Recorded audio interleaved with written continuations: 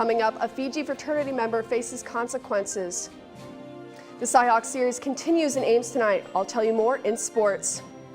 All of that and more coming up on this Thursday evening edition of DITV News. Don't go anywhere. DITV News starts right now.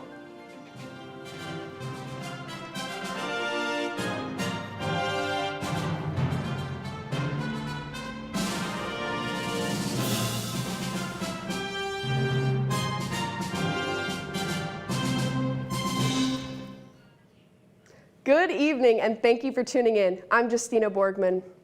Carson Steffen, former FIJI member, was arrested on Wednesday on a harassment charge for sharing a photo of a victim engaged in a sexual act without consent. Steffen is currently facing a lawsuit for sexually assaulting UI student McKenna Solberg. The timeline of this photograph lines up with the allegation of the lawsuit. Solberg alleges that Steffen and another former member of the fraternity of Phi Gamma Delta, or FIJI, sexually assaulted her at a party at the fraternity's house and shared photos and videos of the assault. Since the university was engulfed in protests early this semester over the alleged sexual assault, the university has been making strides to rectify these situations, including future education.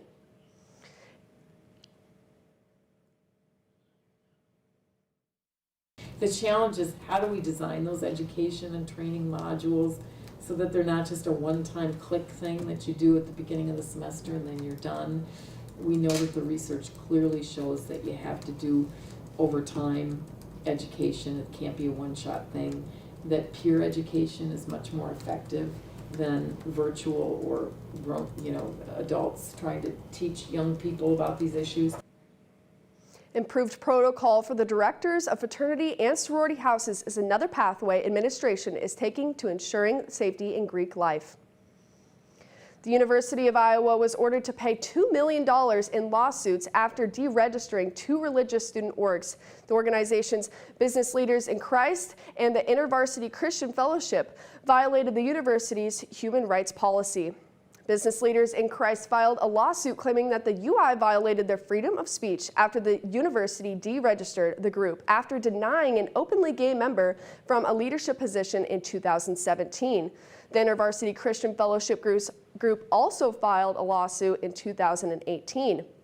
The court ruled in favor of both organizations. The state will pay the $2 million distributed to the groups and their attorney fees. Former Empire actor Jussie Smollett was convicted on this afternoon, 5 counts of disorderly conduct after he staged an anti-gay racist attack on himself in January of 2019. Smollett could face up to 3 years in prison on each count, according to the Illinois state law. University of Iowa biologists have discovered that specific yeast strains which contains certain genes can produce ethanol more efficiently.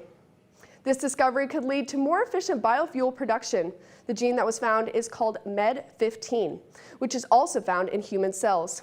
According to David Cooper, a UI biologist, he and other researchers took out the MED15 protein from yeast, which was then applied to another strain of yeast, which is typically used to produce grape juice. This caused the ethanol to be produced at a much faster rate. Better ethanol production is more important because it reduces greenhouse gas emissions compared to using gasoline. And the Hawkeyes are facing a tough matchup tonight. The Iowa men's basketball team is looking to get back on track tonight after losing their last 2 games to the Big Ten opponents. Tonight, the Hawkeyes will take on number 17 ranked Iowa State Cyclones. Iowa has won the last 3 meetings against the Cyclones, but they will have a tough matchup ahead. The Hawkeyes have struggled on the glass as of late, losing the rebounding total by double digits in each of their last 2 games. Iowa will also have to watch out for the tough Cyclone defense that has been forcing nearly 28 turnovers a game. If the Hawks can limit their turnovers and crash the glass, there is a very good chance Iowa could win their first game against an A-ranked opponent this season. Be sure to check into tomorrow morning's live show for updates on this Cyhawk series. Thank you for tuning in to DITV News. Tune back in tomorrow morning at 8:30 a.m. for the latest news and sports updates of the semester. And head over to thedailyiowan.com for all of your latest news between Monday and Friday. From DITV News, I'm Justina Borgman, and have a great day.